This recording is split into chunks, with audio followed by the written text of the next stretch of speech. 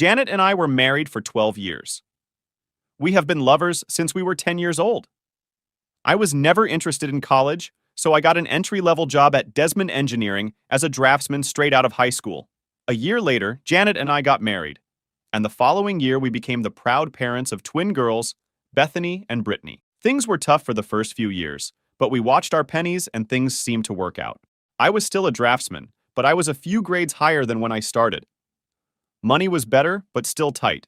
We managed to save enough money to buy a small house, and we had 2 nice cars. They weren't new, but they weren't old-fashioned either. Janet always wanted to be a housewife, so she never worked. We didn't need any extra money, so that was fine with me. We were both healthy and in good shape. Janet was a little stockier than when we got married, but not by much. She was just over 5 feet tall and had dark brown hair with bangs. She looked like little Marie Osmond. I haven't changed at all. I played right tackle on the high school football team, so I wasn't small, but I wasn't flabby either. Billy Martin moved to Reading from Lancaster about a year ago and took a job with Desmond Engineering as a surveyor.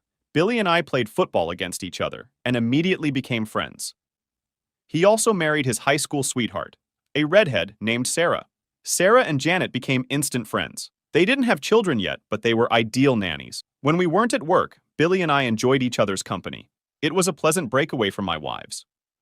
Of course, Janet and Sarah did the same. They went shopping together, went to parties and club meetings, and Billy and I watched the girls on TV. Sarah also took a job as a secretary at Gilbert Engineering, located just outside the city. I started noticing some things about 6 months ago. Previously, the PTA meeting was held once a month, but now it is once a week. Sarah didn't have children, but she always went to see Janet. The frequency of Tupperware and Magic Chef parties seemed to increase every month, but they never bought anything. They joined a book club, but never seemed to find time to read. On weekends, they spent hours shopping, but bought very little. Janet's collection of fashionable lingerie seemed to be growing, but I never got to enjoy any of it. It started eating me. I never mentioned anything to Billy because he didn't seem to care. I didn't want to cause problems if something happened. About an hour after I put the girls to bed, Janet came home from some kind of basket party. She took a shower before Sarah picked her up and took another as soon as she got home. This seemed strange to me. While she was in the shower, I quickly checked the basket and found a set of black lace lingerie. Who would wear black lace lingerie to a basket party? I'm not in the habit of checking my wife's panties, but I did this tonight and found that the panties were wet and sticky. I put them in my pocket. Until tonight, I had never once rummaged through my wife's purse or wallet. The only thing I was really interested in was her cell phone. Apparently, she was pretty sure I wouldn't spy because she hadn't deleted a single call in the last week. The majority of calls were addressed to Sarah, but a large number of incoming and outgoing calls were addressed to KC, KH, and KW. Of course, I had no idea who they were, but I quickly realized that the C stood for cell, the H stood for home, and the W probably stood for work. I checked her address book, and Sarah also had 3 numbers listed: Sarah S, Sarah H, and Sarah W. I was amazed at how well organized my wife's phone was. I looked at Sarah's work number and noticed that it had an extension. I looked at KW's number, and it was the same number as Sarah, but with a different extension. It wasn't hard to guess that Janet was calling and receiving calls from someone who worked with Sarah. It was also easy to guess that Sarah must have been the one who introduced Janet and the mysterious company, K Gilbert. Engineering was now closed, so I took Janet's phone and called KW's number. Hello. You approach Ken Sanders's desk. I'm not at the table right now, but if you leave your name and phone number, I will contact you as soon as I can. I hung up immediately after the signal. It was too easy. John, are you going to bed? Janet simply poked her head around the doorway. I'm almost finished with this book. I'll get up as soon as I finish it if I don't fall asleep on the sofa. Of course, I had every intention of sleeping on the couch. It was a restless night. I kept trying to figure out what I did wrong or what I could have done differently. It was a terrible waste of time and mental effort. Every time I redirected my thoughts to what I should do, they kept coming back to what I should do. I kept looking at the clock, and it didn't move. All I knew for sure was that I was not going to take any blame for what happened or what was going to happen. I woke up to the sounds of my 2 little angels cooking breakfast. Janet encouraged them to take care of themselves rather than wait. It was a good idea, and it seemed to work. I was stretching and scratching myself when my wife entered the room. You better hurry up, John, or you'll be late for work. No problem. I'm not going to work today. Why? You never miss work. Too many personal problems? I yawned and trudged towards the bathroom. I needed a shower. Janet looked a little puzzled. When I returned, the girls had already left for school. I took a cup of coffee and sat down at the table opposite my wife. She looked at me reluctantly, as if expecting something, but not knowing what. Tell me about your novel. I didn't want to beat around the bush, but I almost knew she wasn't going to just open up and bare her soul. Be serious, John. Is that why you're moping? Do you really think I'm cheating on you? Yes. Now tell me about your novel. We've been married 12 years, John. Why would you even think such a thing? Janet, I have work to do today, and I'm not going to sit here and play games with you. I'll ask you again, tell me about your novel. My loving wife let out an exasperated sigh and leaned towards me. John, it's all in your head. There is no romance here. Well, I'd like to thank you for your honesty, but I can't right now, can I? She leaned back in her chair and sipped her coffee as if she had taken control of the situation. Can you answer me a few simple questions? Yes, John, of course. What would you like to know? Why do you go to PTA meetings every week, even though the PTA secretary says they only have monthly meetings, and you haven't been to one in 6 months? I do not understand what you're saying. She was a little less sassy. You and Sarah go to non-existent PTA meetings every Tuesday. Why would you lie about something like that? Janet pondered the question for a while, and then found the answer. I'm truly sorry, John. It's ladies' night at Rosie's Cantina on Tuesday, and Sarah and I are going for 2-for-1 margaritas. We didn't want you and Billy to think we were messing around, so you didn't tell us. It was a mistake, and I'm very sorry. From now on, we will inform. Nice try, Janet. Of course you know that I will check this. I'm sure Sarah will support you, but what about the people from Rosie?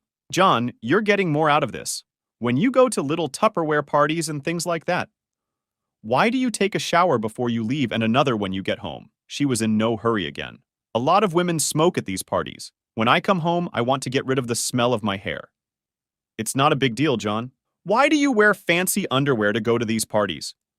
You never wear sexy things for me unless it's a special night. Every evening you spend with these housewives, you wear your best. Why? I don't have a good answer to this question. I just want to feel dressed up sometimes when I go out. Her lies began to irritate me. It's time to put an end to this. I was angry, and it was difficult to control. These are the panties you wore last night. I threw them on the table. When you came home, the squat was wet and covered in something sticky. I know what the hell sperm is, and I know it's not mine. Don't try to tell me you have a yeast infection, or I swear I will. Hit you. Janet was squirming in her chair at this moment. She tried not to look at me. There didn't seem to be a quick answer. Damn it, Janet. Why did you come home with cum-stained panties last night? I want an answer. Stop it, John. Just stop it. I can't stand it anymore. We've been married for 12 years. How can you treat me like this? The continuous stream of lies and constant denial finally got to me. With all the strength I could muster, I threw my half-filled coffee cup across the room, smashing the front of the microwave. This time, there was no doubt that I had Janet's attention. I had never seen that expression on her face before, because she had never seen me angry before. Leaning across the table, I looked directly at her and spoke louder than before. Who the hell is Ken Sanders? She got out of the chair and backed towards the sink, trying to get away from me. Last time, who the hell is Ken Sanders? A friend. Just a friend. She was scared to death when those words came out of her mouth. Did you have sex with him? Yes. Yes, I had sex with him. Did you have sex with him last night? Yes. Yes, I did it. Stop it, John. Please stop this. I'm really sorry. I'm really sorry. Just stop, please. She stood at the sink and bawled like crazy. I took a cup out of the cupboard and poured myself some fresh coffee. As I started to sit down, Janet's cell phone rang. Her eyes darted from me to the phone and back to me. This is from Ken. I think we better answer. I pressed the speakerphone button and answered the call. Good morning, sugar. I just came to work and saw that last night you tried to call me on my work number. Did you forget something at home? Janet, or should I say Sugar, seemed distressed. There was a moment of silence. Janet, are you here? Is there something wrong? She looked at me with a petrified expression. I nodded back to her. Ken. She hesitated. Ken, my husband is here. He knows about us. He has his phone on speaker. He didn't hang up, but he didn't answer either. I felt obligated to let him off the hook. Ken, good buddy. I have some things I need to do this morning, but I promise to come see you this afternoon. Maybe you should put 911 on your speed dial. I ended the call and put the phone back in my pocket. Janet just stood at the sink in her robe, shaking. I have to go. I have one more question. What is the name of the guy Sarah is dating? John, no, please don't make me. The second cup flew across the room and crashed into the tiled wall behind the sink. She jumped back and couldn't speak fast enough. Kelvin? Calvin Bostic. I'll be back this afternoon. Remove all your belongings before this time. My mom will stay with the girls until we make other arrangements. Anything you can't fit in your car, I'll get it for you. Let my mother know where you will be. Do not call me. She didn't move or say anything else as I walked out the door. Of course, I had no idea what to do next. I decided to go into the office and see Billy. I thought of him as a friend and felt that he should know what was going on. It was pretty easy to figure out that Sarah met Calvin at work and became friends with him. Ken was probably Calvin's friend, who needed a date. I may have simplified this a bit, but I thought it was close enough. Billy was not in the office. He was on the spot setting some bets or something like that. I called him on his cell phone. Billy, I don't want to bother you, but I have bad news. Is someone injured? Not yet, but they will. What the hell are you talking about, John? Janet and Sarah got themselves a couple of boyfriends. On all those nights when they had to go to meetings and Tupperware parties, they actually got together. You are sure? I don't believe you, John. Sounds like some kind of nonsense to me. Ask Sarah about a guy named Calvin Bostic. He works with her in Gilbert. I think she introduced Janet to another guy from there. Damn, are you sure? Damn it, John. I know Calvin Bostic. We were in the same graduating class. What about a guy named Ken Sanders? Yes, him too. Tall, skinny guy. Billy, I believe Janet is going to warn Sarah as soon as she can. Janet gave me a whole lot of crap this morning before I pinned her down. I'm sure you'll get the same from Sarah. Billy hung up and I went to HR to ask for a short leave. I didn't feel like working right now. It only took 10 minutes to transfer all the work I was doing to another draftsman. Around the same time, Janet's cell phone rang. Caller ID showed it was Sarah. Janet, what the hell is going on? Billy just called me. He arrives at the office. I think someone said something to him. I didn't answer her. Janet, are you here? Now is not the best time to play. Hi, Sarah. This is John. I had to borrow Janet's cell phone this morning. Mine was dead. What are you talking about, Sarah? What exactly did someone say to Billy? I couldn't help it. At that moment, I felt angry and disgusted. I'm so sorry, John. I thought I was calling Janet. I'll try to take her home. I don't think you should bother her right now. She is very busy packing all her things. She doesn't have time to chat. What do you mean, pack her things? She's going back to live with her parents for a while. The pause on the other end of the line was funny. I smiled as I imagined all the scenarios running through Sarah's head. I think it would be more important for you to tell Calvin that Billy is on his way. He could probably use a head start. Oh God, no, this can't be true. No, no. She hung up. This woman's nerves. We only had one credit card, so canceling it was no problem. We also had an ATM or a debit card. It took me 5 minutes to change the PIN number. I had no idea what to do with the checking account, so I just ignored it for now. In any case, I needed it to pay utilities and other bills. I just hoped Janet didn't take any receipts with her. The cell phone rang again, but this time it was my phone. Billy chased Calvin Bostic out of the Gilbert building and caught him in the parking lot. He was in jail and wanted me to tell his brother from Lancaster to come and post bail for him. I called his brother. There was nothing more I could do for Billy, so I went to Taco Bell. After lunch, I went to visit my mom and dad. I explained everything to them. Mom was more than willing to watch the girls for a while. She stayed with me during the week, and the twins stayed with them on the weekends. Now it's time to visit Ken Sanders.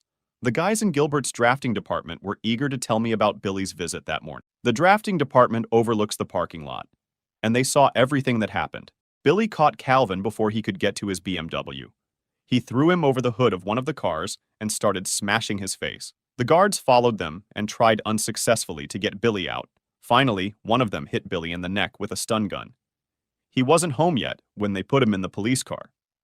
They had to take Calvin in an ambulance. One of the guys showed me the office where Ken Sanders worked. It was empty. Looks like old Ken quit suddenly this morning. We walked past Sarah's desk. She wasn't there either, but it looked like she was still working there. 10 minutes later, I found out Ken's home address and headed to the parking lot. It was a small ranch with no garage. There was a white Lexus in the driveway, with the trunk and back doors open. As I approached the door, Ken Sanders came out with an armful of clothes. He dropped everything and rushed back into the house as soon as he saw me. I tripped over the things he dropped and managed to see him exit out the back as I entered. I had to laugh at his reaction. Damn, I wasn't like Billy. I was a good guy. It looked like the kind of place that would be rented fully furnished. That's why he didn't have a truck. In another 10 minutes, he would have finished and left town. I was looking forward to talking to Ken, but I didn't want to chase him. I looked around the room for anything interesting and got a few pleasant surprises. The first thing I picked up was his cell phone. It lay on the table in the living room, next to a folder containing his passport and some personal documents. There was a cute little laptop computer on the dining table. I couldn't find anything else, so I packed up the few goodies I had and left. I didn't want to do anything that could be considered criminal, so I resisted the urge to crash his car. This was beautiful. I think it was a crime to take things out of the house, but damn, he left the door open and anyone could have taken them. Unable to fully control myself, I let the air out of just one of his tires. He'd have to empty the truck to get to the spare tire, and I'm sure he'd do it with one eye on the street looking for me. I'll pick it up later. He received the message. I went into the prison to see Billy. His brother was there, and they were busy with legal matters, so I just waved and smiled at him. He seemed to have everything under control. Mom was already at home and dinner had begun. We talked for a bit, and then I took the things I bought from Ken into the office, where I kept my computer and everything. Before I could take a closer look, Beth and Britt returned from school. I decided it would be best to tell them what was going on before they asked. I didn't have a chance. Hi, Dad. What is Grandma doing here? Where's Mom? Bethany beat me to it. Your mother and I decided to take a little break from each other. She will live with her parents for a while. Brittany started to smile and Beth rolled her eyes and groaned. I win. Ha ha, I'm winning. I told you. Britt was gloating about something, and her sister was frowning. What's happening? What's so funny? Brittany volunteered to explain. Beth and I had an argument. I said your mom cheated on you, and she said that would never happen. Looks like I won. I never said anything about your mother cheating. We are not stupid, Dad, and don't treat us like children. We know what's going on. I just didn't want to admit it. Britt is right. Mom is cheating on you. How did you know this? I just found out. You're a little slow, Dad, and too trusting. Britt put her hand on my shoulder. It was strange. A 12-year-old girl trying to console her father. One Saturday when Mom and Sarah said they were going shopping at King of Prussia, Mom wouldn't let Britt and I go with her. She said it was an adult shopping day, and she would compensate us for it later. When we got to school on Monday, 2 kids said they saw her with a guy in Nobles Grove. We called them liars, but one of the girls had a photo on her cell phone. It seemed pretty trivial. I thought there must be an explanation. But Britt said she was cheating. Why didn't you tell me anything? They both just shrugged. A couple of weeks later, Tracy Mercer's parents saw Sarah, Mom, and 2 guys at TGI Fridays in Allentown. They told Tracy about it when they got home. I sat dumbfounded. Thank God Grandma invited us to dinner. We didn't discuss the issue during dinner, and I apologized before the dessert arrived. Luckily, the twins decided to leave the topic for the rest of the night. I felt relieved. I had just started looking through Ken's laptop when his cell phone rang. It was a text message. DKSRY 4 SNAFU. LYJ. Dear Ken, sorry for the trouble. Love, Janet. I'm not the world's best texter. In fact, I'm pretty bad. But I had no trouble reading this message. It came from Sarah's cell phone, which meant Sarah and Janet were together. I couldn't resist the temptation. TAJ. Thanks a lot, John. Now she knew that I had Ken's cell phone. I spent the next couple of hours going through files and folders on Ken's computer. There were no emails between Janet and Ken, but there were some interesting emails between Ken and some old friends in Lancaster. I was shocked by what I read, and I definitely didn't like it. Janet and I had been together almost our entire lives, and now I learned that I never really knew her. She seemed to have gotten closer to Ken in less than a year than she had with me in almost 20. While I was replacing the cartridge in the printer, I noticed that I was crying. This is not what I usually do. She had hurt me with her deception, and now I felt the salt in the wounds. Perhaps it was because of my tears. I printed out several emails and a dozen photographs. I would have taken more photos, but I ran out of expensive paper. There were no pornographic images, or even anything racy. All of them were suitable for mixed company. Beth poked her nose in the door and asked if she could call her mother. I didn't feel like I could refuse. My mother was with the twins while they talked to Janet and overheard everything. She didn't eavesdrop, but it seemed like the girls weren't trying to hide anything. Mom later told me that they didn't cut Janet any slack and blamed her for the whole problem. The conversation lasted less than 5 minutes. The emails were extremely interesting. Ken applied and was hired as an engineer for an alternative energy project in Spain. His start date was in 6 weeks.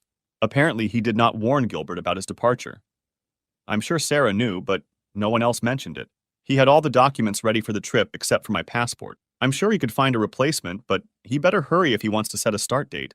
I guess he could always go to the police and report that I stole it, but I didn't think he would do that. He hasn't booked his plane tickets yet. One of the letters to a close friend explained a lot. Janet planned to get a divorce after joining Ken in Spain. She realized that I would never allow her to take the girls out of the country, so she was going to declare me an unfit father. The letter didn't go into detail about how she was going to achieve this, but it did indicate that it would be severe enough to revoke my visitation rights for the twins or custody. It was completely despicable. Ken wrote this letter, so it was all rumors. I would have liked to have gotten something original from Janet, but I had to make do with what I had. I printed out several copies of this letter. Mom fell asleep watching Leno, so I sent her to our bedroom. The girls have already gone to bed. I fell asleep on the couch and there were 4 empty beer bottles on the coffee table. I woke up to the smell of fresh coffee and bacon. Mom always prepared a good breakfast. The girls were finishing their cereal when I approached the table. I had to endure some good-natured digging before I could start cooking the eggs. The conversation was casual until it was time for the bus. Girls, I'm afraid your mother will try to separate us. She plans to declare me an unfit parent so she can keep you all to herself. I have no problem with shared custody if it keeps you two happy, but I won't give up my right to see you and be with you. I don't want you to have to pick sides, but I want you to know what's going on. Be careful and I don't listen to any lies. Dad, we are smarter than you think. Don't worry about anything. We love Mom, but we won't let her screw you up or anything. Brittany smiled and Beth gave me a thumbs up as they walked out the door. Mom filled my cup and sat down with hers. Relax, John. Everyone is on your side. After showering and shaving, I put on some clothes that were a little nicer than what I usually wear. When I left the house, I felt a little strange because I had 3 mobile phones with me. I made a mental note to buy the cell phone charger Ken had given me. I probably won't need it, but I'd rather be prepared for it. I checked into the family services office and waited for the caseworker to call me. I was confused when I finally got the call because I knew the woman who came to my aid, John Terrell. I haven't seen you for over 10 years. What did you do? Jody Mitchell was easy to remember. In high school, she was one of the goth girls. The goths had their own small group and stuck together. They were ostracized by most of the other kids, especially the athletes, including me. She looked normal now, but I'll only ever remember her for her pink hair, black lipstick, and dark eye makeup.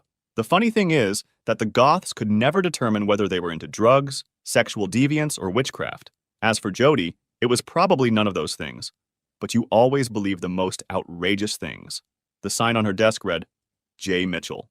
So I assumed that she had never been married. 12 years ago, I could understand it. But today she looked, John, what can I do for you? My train was interrupted by her question. I discovered that I stuttered a little. You look great, Jody. She laughed at my awkwardness. You mean compared to how I looked before? Now I felt embarrassed. Probably, but I didn't mean to imply anything. Relax, John. I was halfway through college when I realized that I was smart enough to see the world as I was, without a false facade. I've been what you would call normal for almost a decade now. I'm much more comfortable saying normal than before. Damn it, but that sounds patronizing. I have a hard time keeping my foot away from my mouth. You must excuse me. Forget it. Why are you here? Before we begin, I need to ask you a question. Do you have a file or report on me? Anything at all? Her fingers danced across the keys like a pianist. There's nothing here, John. You married Janet Wilcox, is that right? Yes. And there's nothing under her name either. It sounds like you two are feeding your children rather than beating them. You have children, right? Yes. We have 12-year-old twin girls, Bethany and Britney. Fine. Now can we move on to the problem that brought you here? Jody, this is a little far-fetched, and I know it may seem hard to believe, but my wife is planning to leave me and wants to take the girls with her. It's not hard to believe, John. We see this all the time. Shouldn't she have a reason to do something like that? Usually when a mother comes to us, she has documents or something else to support the accusation. You just checked and there's nothing there now. Right? That's right, John. But how do I know that you're not setting me up because you did something, and she hasn't had a chance to report it yet? She may be obtaining medical information or police reports before coming to our office. Just because we don't show anything on our computer doesn't mean you didn't do anything. You say I can't win. No, I'm not saying that. Why do you think she's going to do something like that? I had no intention of showing anyone the email Ken sent, but now I felt I had no choice. I had to ask myself why I made copies if I wasn't going to give them to anyone. I handed one across Jody's desk. Where did you take it? I took it from a computer that I got illegally. I know it can't be used for any legal reason, but it's kind of proof of what's going on. The word conspiracy comes to mind, but I don't know the legal definition of that. I wanted to talk to you or anyone in this office because I didn't know what to do. I don't know how to protect myself and my daughters from something like this, and I can't afford a lawyer. Jody Mitchell relaxed in her chair. I looked at her and didn't blink. She rocked back and forth several times and leaned toward me. Can you come back tomorrow morning? Yes. Fine. See you then. Can I keep this copy of the letter? I nodded yes and turned to walk out the door. It was nice to see you, John. I smiled and she smiled back. I forgot the goth girl and saw a new Jody. I didn't know any lawyers and didn't know anyone who knew lawyers, so I had to pick one from the phone book. I knew that she was planning to divorce me, but under the circumstances, things could change. I didn't want to take any risks. I wasn't sure what our financial picture would look like in the next few days or weeks, so I asked the lawyer to give me a price up front for the entire package and paid it in cash. I advised him to do it the fastest and easiest way he knows. If she wanted a house, she could have it. Because the property depreciated, it was worth less than the mortgage. I also insisted on joint custody of the twins. At a minimum, I would take full custody if he could do it. I would pay child support, but not alimony. Billy called me on the way to lunch. He needed housing, and I, of course, offered to shelter him.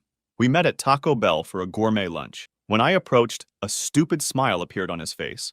I know you can't be that happy. What's happened? A friend of mine who works at Community General Hospital told me a little information about Calvin. Sarah went there to visit him. While she was there, Calvin's wife came in with their 2 children. Sarah had no idea what she was playing. Things got so messy that hospital security had to escort Sarah out. I walked past Gilbert to talk to her, and she was no longer there. She was gone. I think she should be home now, but I'm not sure. Why didn't his wife live here with him? I don't know. Why didn't he go home to his wife and kids on the weekends? I don't know that either. Honestly, I don't care. Billy took a week off from work to sort out his affairs.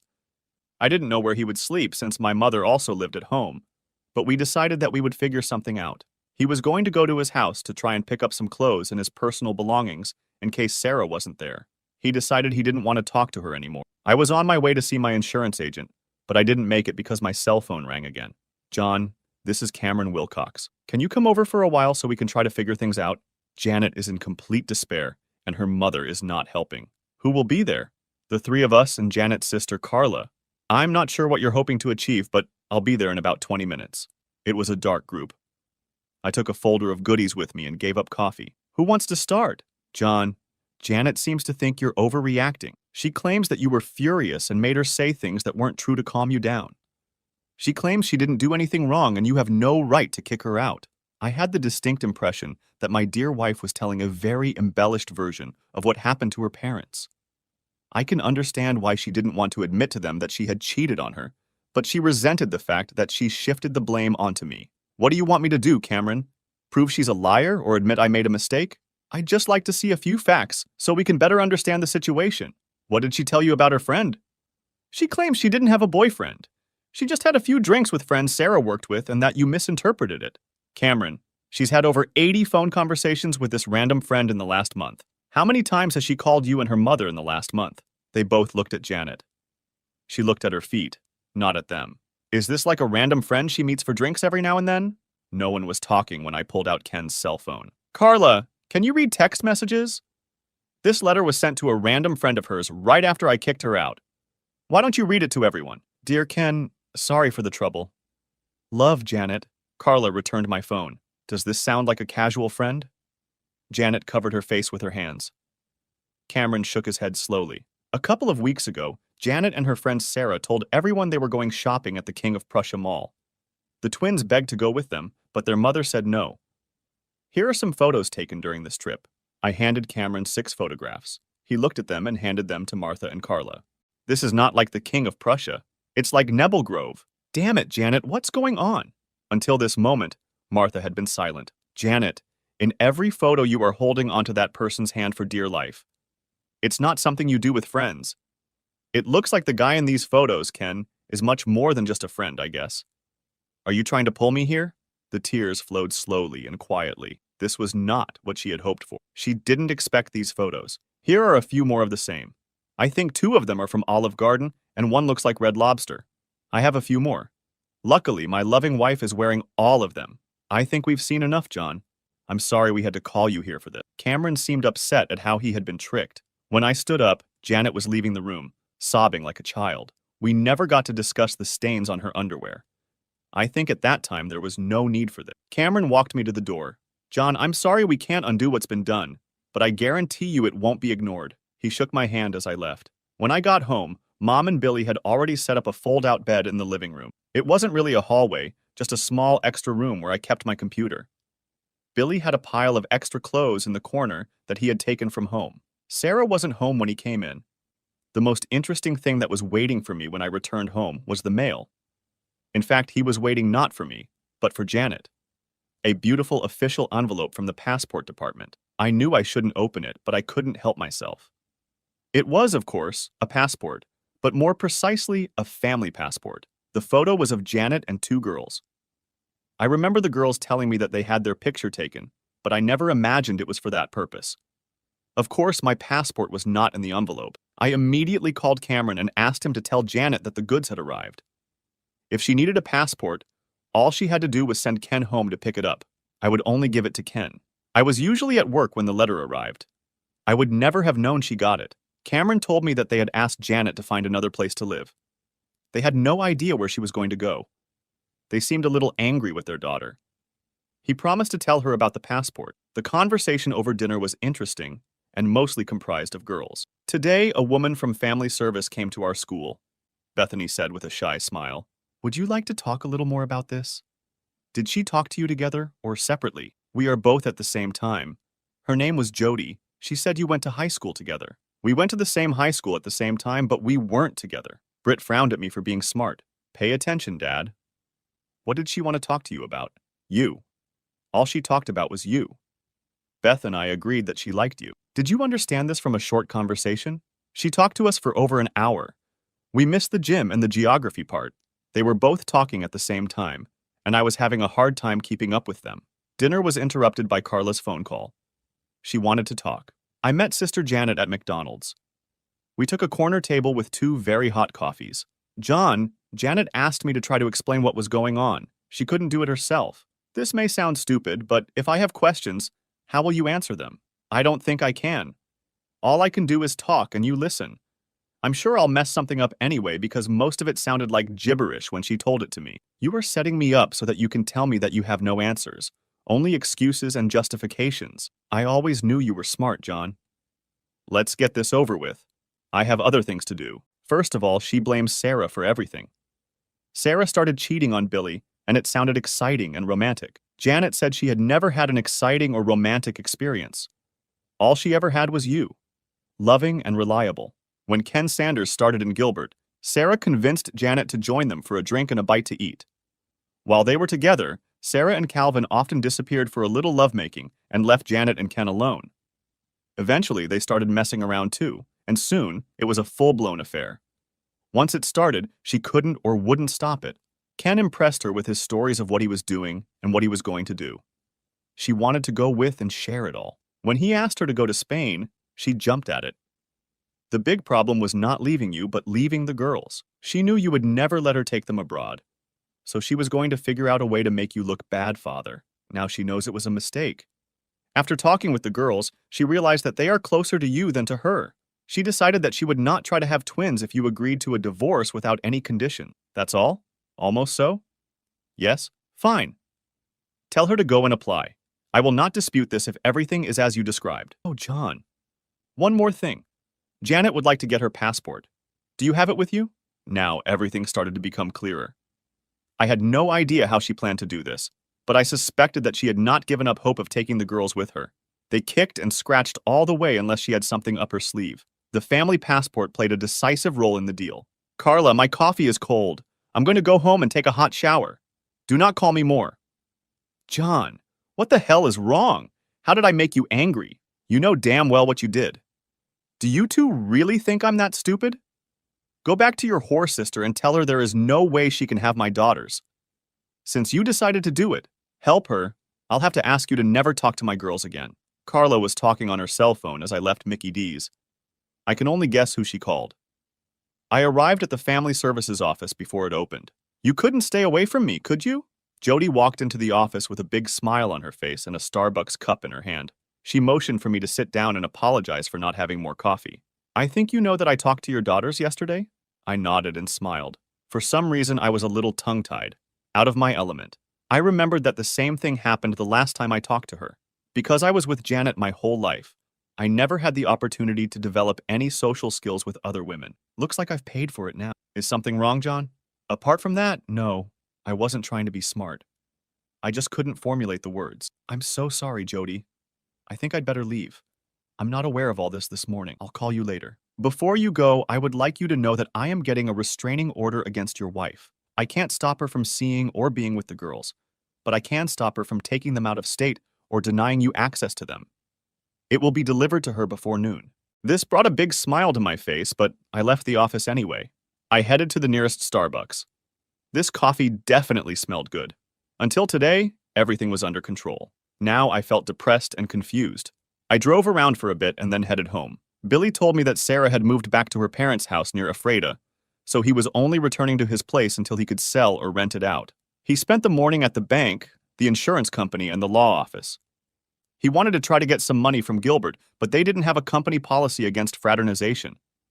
His lawyer said it will be an uphill battle. He walked past the hospital and learned that Calvin was being discharged. His wife was filling out paperwork for her discharge when she saw Billy. Before he could leave, she cornered him and carefully explained that she was trying to get Calvin to drop the charges against him. He was very surprised when she thanked him for his help. Apparently, she had been trying to fix the situation with Kelvin for several years without success. After Billy left, I just sat on the porch and drank beer. Mom brought me a meatloaf sandwich and sat with me for a while. She didn't say anything, but she drank the beer. She said that Dad would come for dinner and stay the night.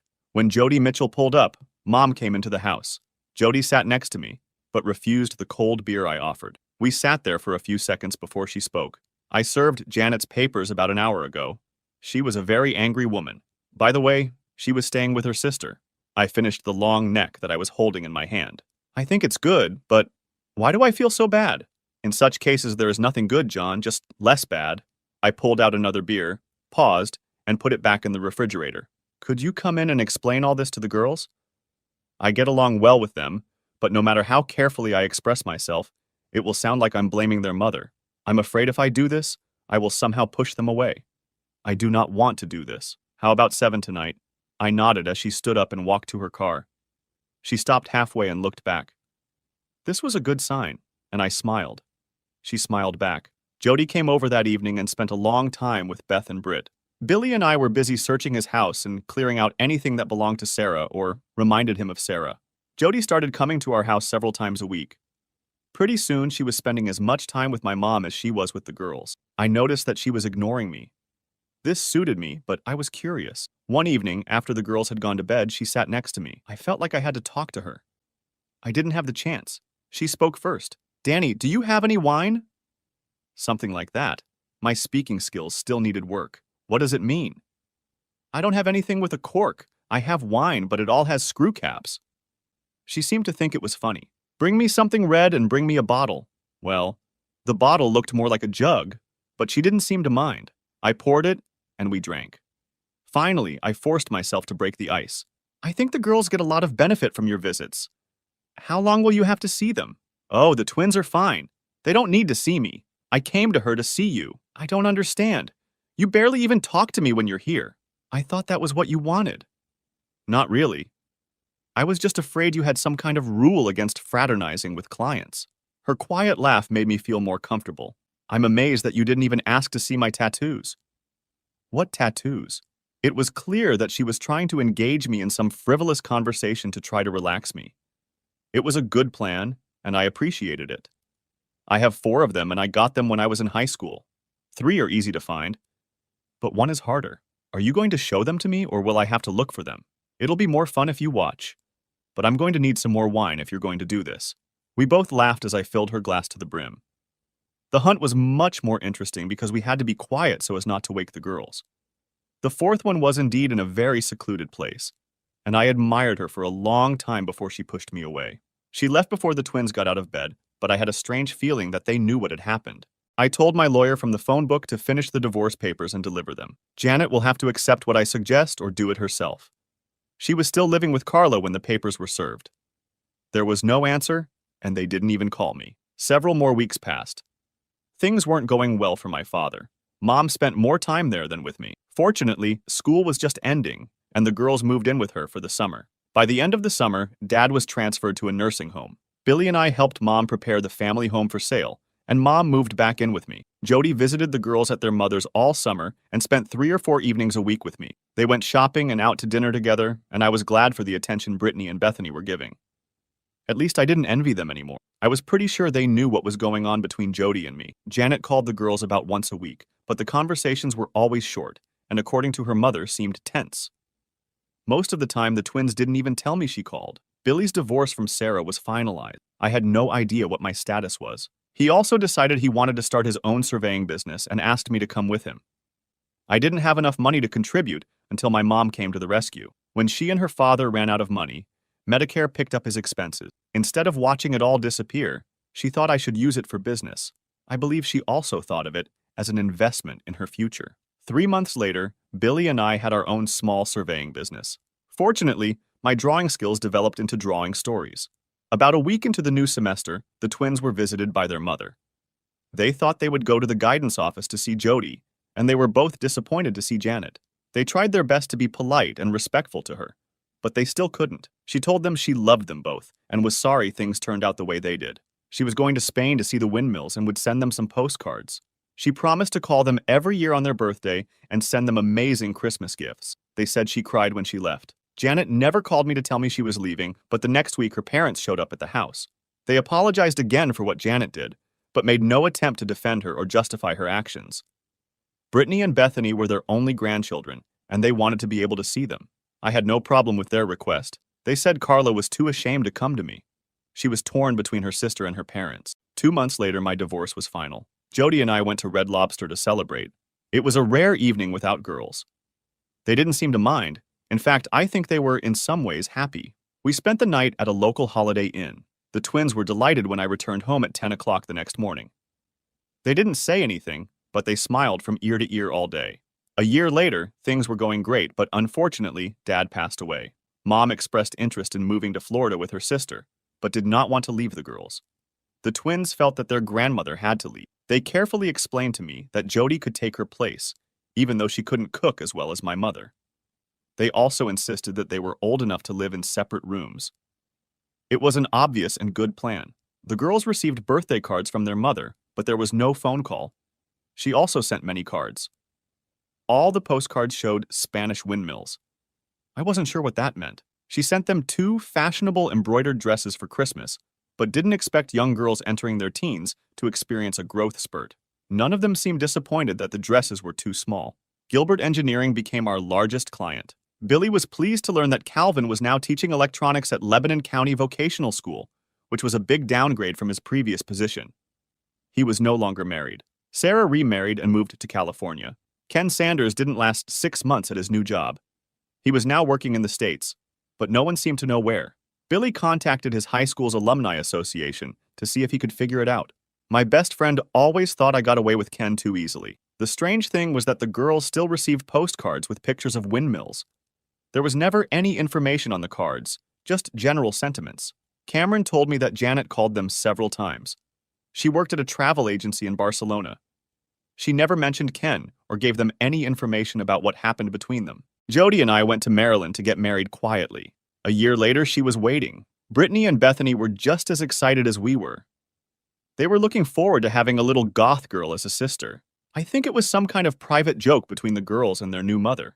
They never let me in on it. I never understood the significance of Spanish windmills.